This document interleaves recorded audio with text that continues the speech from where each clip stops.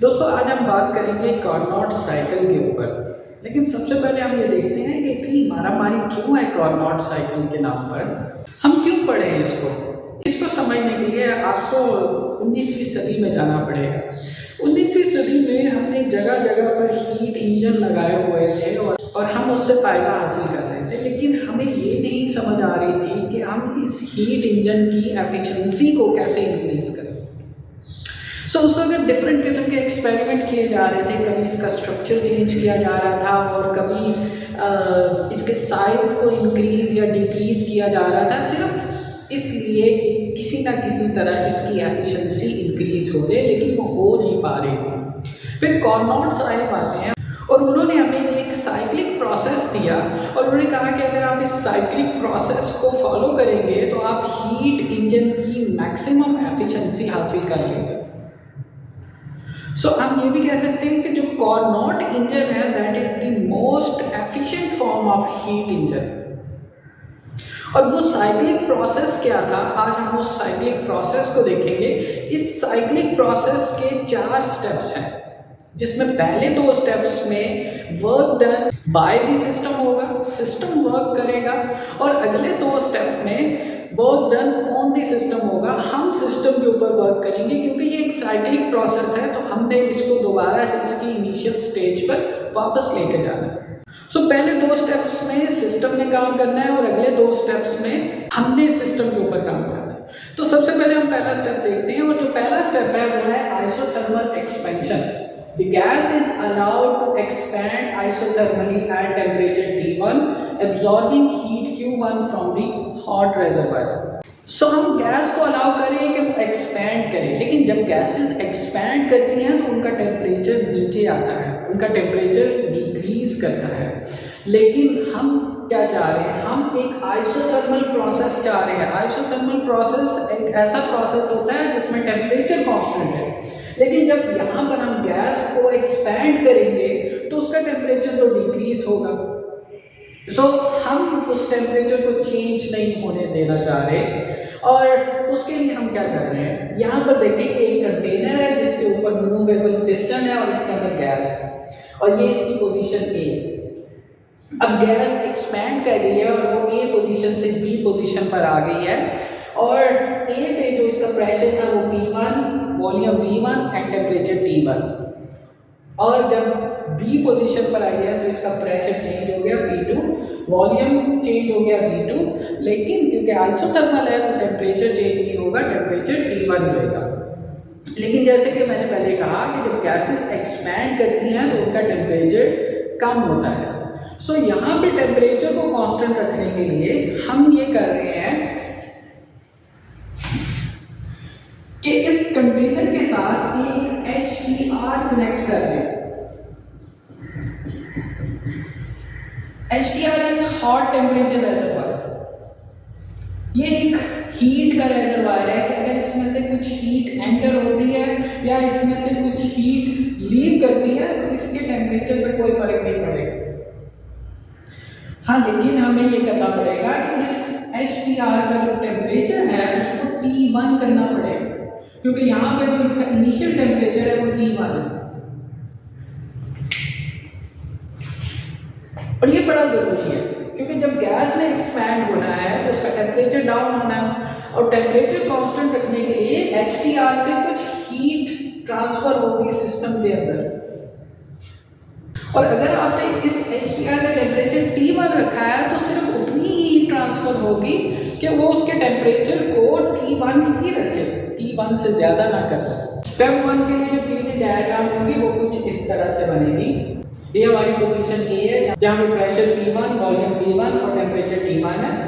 ये हमारे पास कुछ हाइपरबोला टाइप की शेप बनेगी, और B पे हमारा प्रेशर जो है वो चेंज हो जाएगा P1 से P2, वॉल्यूम चेंज हो जाएगा V1 से V2, और टेम्परेचर चेंज नहीं होगा। टेम्परेचर पहले भी T1 था और अब भी T1 है, क्योंकि हमने इस प्रोसेस को आइसोथर्मल रखा। जो सेकंड स्टेप है वो है हमारे पास एडियाबैटिक एक्सपेंशन। अब ये क्योंकि एडियाबैटिकली एक्सपेंशन होनी है तो हम क्या करते हैं कि जो रेजरवायर पहले हमने कनेक्ट किया था उस रेजरवायर को हटा देते हैं। अगेन वही सिनेरियो है कि कंटेनर है जिसके अंदर गैस है विद मूवेबल पिस्टन, और ये हमने लास्ट स्टेप में हम बी पोजीशन तक गए थे जहाँ पे प्रेशर P2, वॉल्यूम V2 और टेम्परेचर T1 था। सो अगेन यहाँ पर एक्सपेंशन हो रही है लेकिन ए डायबेटिकली। सो अब हमने HDR को यहाँ से हटा दिया है क्योंकि ए डायबेटिकली एक्सपेंशन हो रही है। तो ए डायबेटिक प्रोसेस एक ऐसा प्रोसेस होता है जिसमें हीट का एक्सचेंज ना हो, और यहाँ पर हम हीट के एक्सचेंज को रोकने के लिए इसकी वाल और इसकी बेस को हम इंसुलेट कर देते हैं ताकि हीट का एक्सचेंज रुक सके। क्योंकि जब गैस से एक्सपैंड होना है तो उसका टेम्परेचर डाउन होना है, तो ये मुमकिन है कि सिस्टम सराउंडिंग से हीट को एब्जॉर्ब करे, अपने टेम्परेचर राइज कर ले। और हम ये चाहते हैं कि जो अब हमारी एक्सपेंशन हो वो ए डायबेटिकली हो, इसलिए हमने इसकी वाल और इसकी बेस को इंसुलेट कर दिया। सो इसकी टीवी डायग्राम, ये हमारी पोजीशन ए थी जहाँ पे प्रेशर P1, वॉल्यूम V1 और टेम्परेचर T1 था, और फर्स्ट स्टेप में हम ए से बी तक आ गए थे जहाँ हमारा प्रेशर P2, वॉल्यूम V2 और टेम्परेचर T1 ही था। सेकेंड स्टेप के अंदर अब हम बी से सी में आ गए हैं, और यहाँ पर हमारा प्रेशर P2 से P3 में चेंज हो गया, वॉल्यूम V2 से P3 में चेंज हो गया, और टेम्परेचर भी चेंज हो गया T1 से T2 तक, क्योंकि टेम्परेचर ड्रॉप हुआ है एक्सपेंशन की वजह से। अब यहाँ पर दो सवाल हैं। एक सवाल ये है कि मैं एक साइक्लिक प्रोसेस करवाना चाह रहा हूँ, तो ऐसा मैं क्यों नहीं कर सकता कि जब मैंने पहला स्टेप किया और एक्सपेंशन करवाई ए से बी तक आइसोथर्मली, तो नेक्स्ट स्टेप में मैं आइसोथर्मल कंप्रेशन करवा के इसको बी से ए में ले जाऊं। मुझे क्या ज़रूरत है कि इसको मैं बी से सी और देन सी टू डी लेके जाऊं, फिर डी से ए की तरफ लेके जाऊं। सो ये ज़्यादा सिंपल नहीं होगा कि अगर आप पहले स्टेप में आइसोथर्मल एक्सपेंशन करवा रहे हैं और सिस्टम ए से बी स्टेट में जा रहा है, तो अब आप आइसोथर्मल कंप्रेशन करवा दें और बी से ए में ले जाएं, तो ये एक साइक्लिक प्रोसेस बन जाएगा। लेकिन इसका फायदा होने पे क्या होगा कि जितना वर्क डन सिस्टम करेगा ए से बी तक जाने में, तो उतना ही वर्क डन हमें करना पड़ेगा सिस्टम के ऊपर बी से ए तक ले जाने में। सो फायदा क्या होगा, जितना वर्क डन सिस्टम कर रहा है उतना ही वर्क डन हमें करना पड़ रहा है सिस्टम के ऊपर।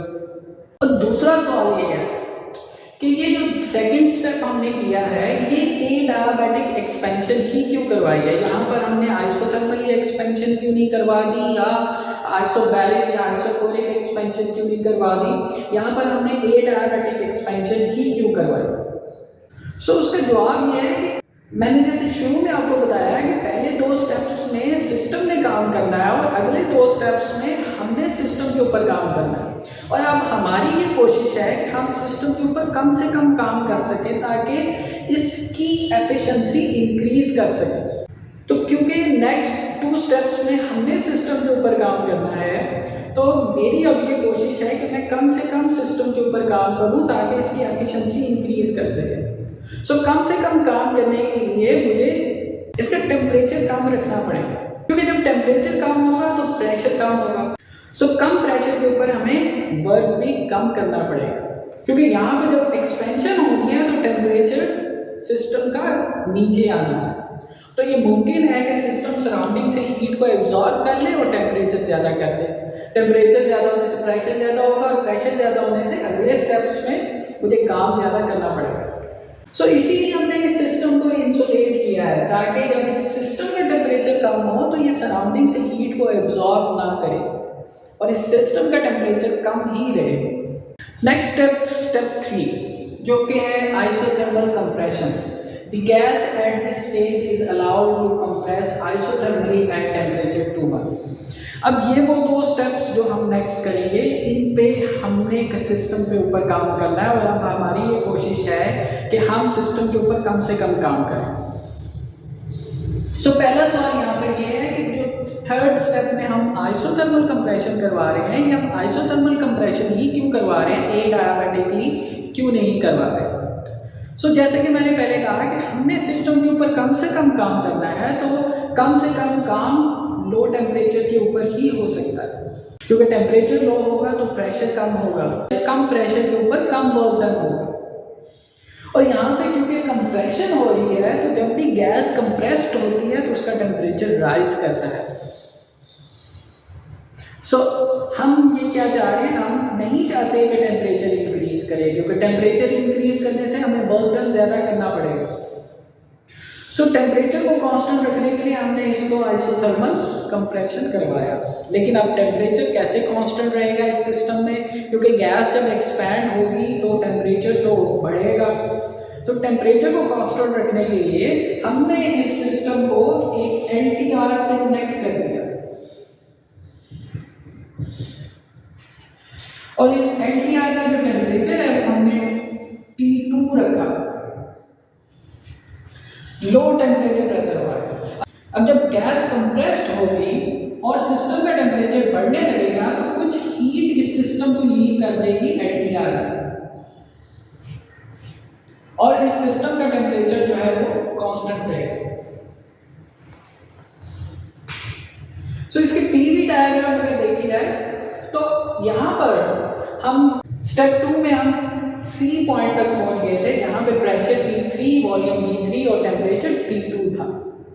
अब हमने स्टेप 3 में जब आइसोथर्मल कंप्रेशन करवाई है तो हम C से D पॉइंट्स पे आ गए हैं, या C से D स्टेट में आ गए हैं, जहां पर प्रेशर P4, वॉल्यूम V4 और टेम्परेचर T2 ही रहा है, क्योंकि हमारा जो थर्ड स्टेप है वो आइसोथर्मल कंप्रेशन है। फाइनल स्टेप है हमारा adiabatic compression. So finally the gas is compressed adiabatically to restore its initial state. तो हमारा थर्ड स्टेप था, वहां पर हम स्टेट B तक पहुंच गए थे, जहां पे प्रेशर P4, वॉल्यूम V4 और टेम्परेचर T2 था। नेक्स्ट स्टेप में हम गैस को कंप्रेस्ड कर रहे हैं adiabatically, ताकि हीट का एक्सचेंज ना हो। तो हीट के एक्सचेंज को रोकने के लिए हम इसकी वाल्स को और इसकी बेस को आइसोलेट कर देते हैं।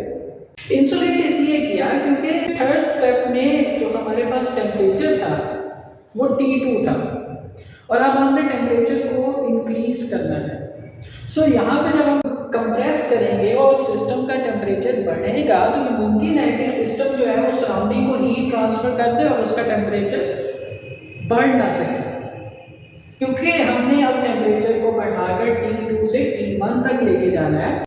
इसीलिए हम यहाँ पर adiabatically कंप्रेशन करवा रहे हैं कि जब गैस कंप्रेस्ड हो और टेम्परेचर इंक्रीज करे तो कहीं ऐसा ना हो कि सिस्टम सराउंडिंग को हीट ट्रांसफर कर दे और उसका टेम्परेचर T1 तक इंक्रीज ना कर सके। सो ये है एक कार्नोट साइकिल।